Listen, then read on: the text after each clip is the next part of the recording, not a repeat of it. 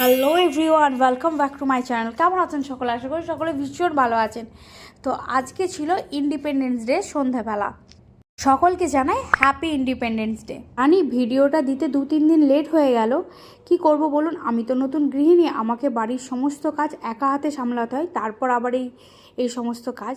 তো ওই দিন সন্ধ্যাবেলা আমি আর আমার বাপি চলে গেছিলাম আমার বরের অফিসে, যেহেতু ওই দিন ওর ডিউটি পড়েছিল।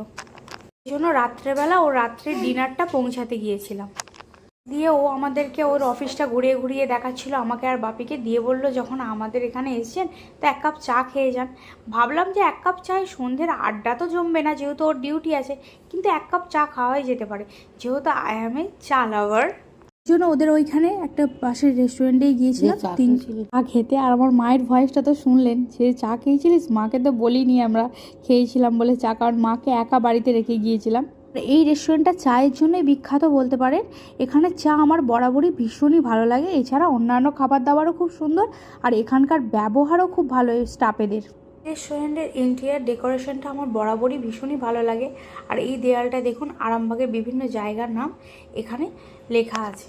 দেয়াল লেখনগুলো একটা অ্যাস্থেটিক ভাইব দেয়।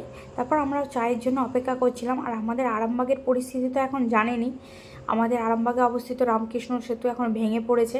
কিছুদিন আগে স্বাস্থ্য পরীক্ষা করা হয়েছিল, যখন আমাদের সিএম ম্যাডাম এসেছিলেন, তখন বলা হয়েছিল যে সেতু একদমই ঠিক আছে, পুরোপুরি সুস্থ, কিন্তু তার কয়েকদিন পরই ভেঙে পড়ে। আর এই দেখুন, আমার বর গল্প করতে করতে কেমন টুকুস করে আমার বাপিকে একটু চুমু খেয়ে নিল। যাই হোক, ওনাদের বন্ডিংই আলাদা ব্যাপার, সেই বিষয়ে আমি ঢুকতে চাইছি না। তারপর আমাদের চা দিয়ে গেলেন, আমরা চা খেয়ে নিচ্ছিলাম। যাই হোক, 15ই আগস্টের সন্ধ্যাবেলাটা আমাদের এইভাবেই কেটেছে। আর 15ই আগস্টের দিন আমার ভাইয়ের জন্মদিন ছিল, সেই ব্লগও খুব তাড়াতাড়ি আসছে। আর আমি যেহেতু চা লাভার, চা খেতে খেতে একটু ভিডিও করব না, চা খেতে খেতে একটু ফিল নিয়ে চা খাবো না, সেটা আবার কখনো হয়? চা শেষ করে ও অফিস চলে গেল, আমরা বাড়ি চলে এলাম। আজকের মতো আসি, দেখা হবে পরের ব্লগে। বা